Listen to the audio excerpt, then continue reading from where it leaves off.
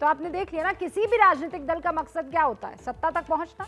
सत्ता तक पहुंचने के लिए राजनीतिक विचारधाराओं को भी बदल दिया जाता है। यही उद्धव ठाकरे ने किया। सत्ता तक तो पहुंच गए, लेकिन पार्टी के अंदर असंतोष का विस्फोट हो गया। पार्टी के सबसे बड़े नेता उद्धव ठाकरे हैं, और किसी भी राजनीतिक पार्टी का मतलब होता है लाखों करोड़ों कार्यकर्ता। ऐसे कार्यकर्ता जिनकी निष्ठा, जिनकी ईमानदारी पार्टी नेतृत्व के लिए हो। लेकिन उद्धव ठाकरे के मामले में हालात उलट गए हैं। सवाल उठता है कि क्या शिवसेना अब पार्टी अध्यक्ष उद्धव ठाकरे के हाथ से निकलने वाली है? यह सवाल क्यों उठ रहा है? क्योंकि आंकड़ों के जरिए हमने इसे समझा है, और अब आप समझने की कोशिश कीजिए। महाराष्ट्र में शिवसेना के पास कुल 55 विधायक हैं। इन 55 विधायकों में 35 विधायक बागी मंत्री एकनाथ शिंदे के पक्ष में खड़े हो गए हैं, यानी विधायकों की ज्यादा संख्या शिंदे के समर्थन में है। अगर कुल 37 विधायकों का समर्थन एकनाथ शिंदे को मिल जाता है, तो संवैधानिक तौर पर यह माना जाएगा कि शिवसेना के घोषित नेता एकनाथ शिंदे हैं। यानी शिंदे को शिवसेना का नेता बनने के लिए मात्र 2 और विधायकों का समर्थन चाहिए। दरअसल अलग दल बनाने के लिए पार्टी के 2/3 सदस्यों के समर्थन की जरूरत होती है। 2 और विधायकों का समर्थन मिलते ही शिंदे की ये शर्त जो है वो पूरी कर लेंगे, और संवैधानिक तौर पर शिवसेना के वो नेता बन जाएंगे।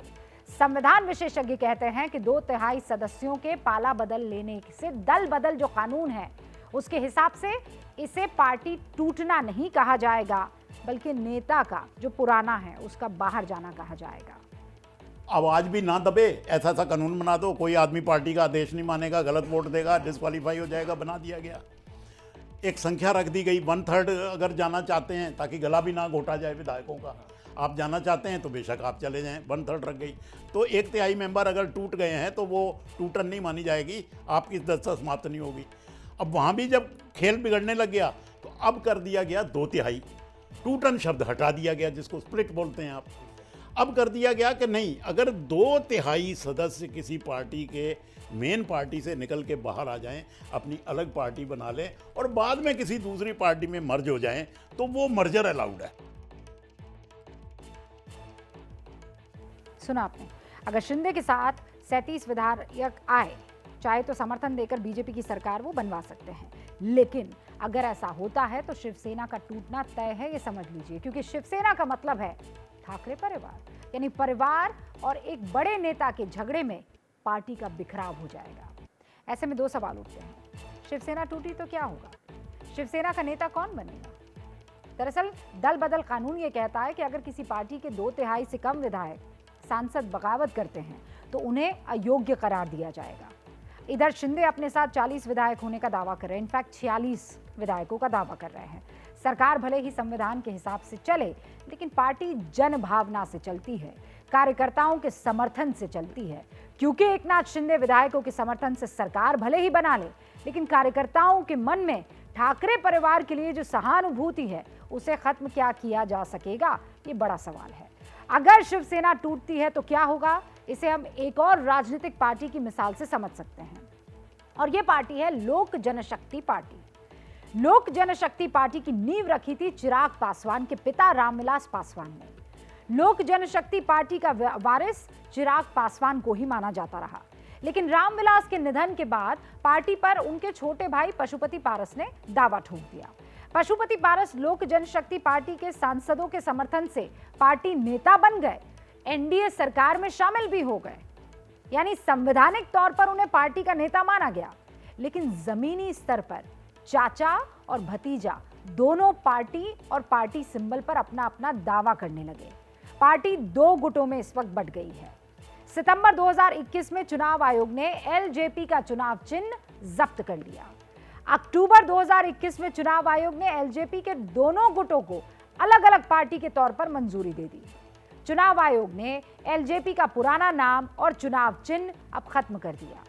चिराग पासवान के गुट को एलजेपी रामविलास नाम दिया गया। पशुपति पारस के गुट को राष्ट्रीय जनशक्ति पार्टी नाम दिया गया।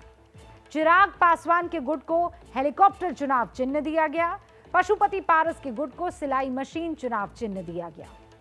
2 गुट, दोनों का पार्टी पर अपना अपना दावा।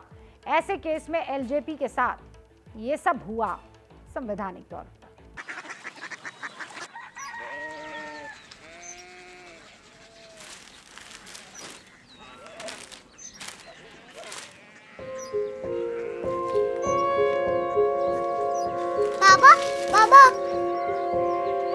सिटी জানি না।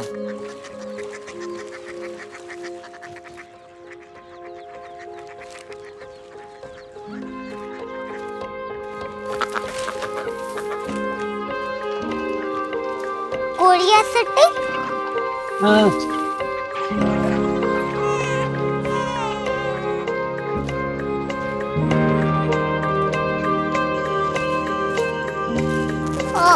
कोरिया सिटी कहाँ पे है? शहर अंग्रेजी लगे हैं।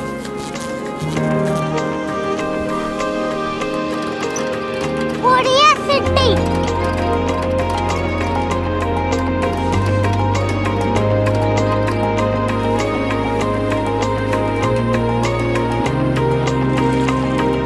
वो बहुत दूर है।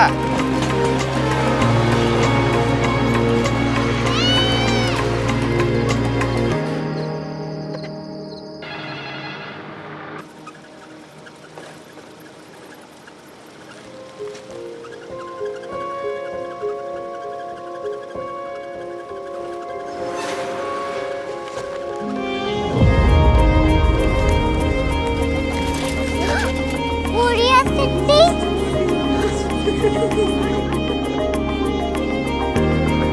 दुनिया को बोलना नहीं, कुछ लोग बड़े होते हैं। कोरिया सिटी कहाँ है? प्रोफेसर साहब को पता होगा।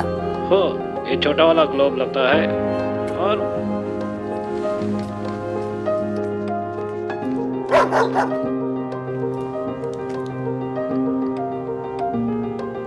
पता नहीं, मेरी बेटी से जाके मिल लो, शायद उसे मालूम हो।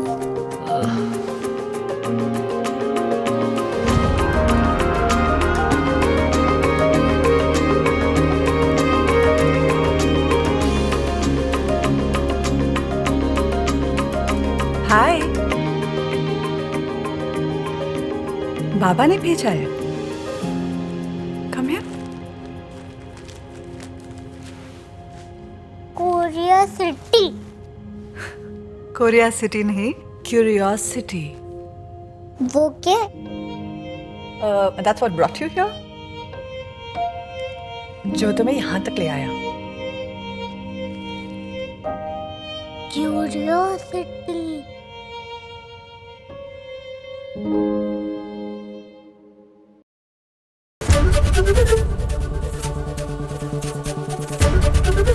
एबीपी न्यूज आपको रखे आगे।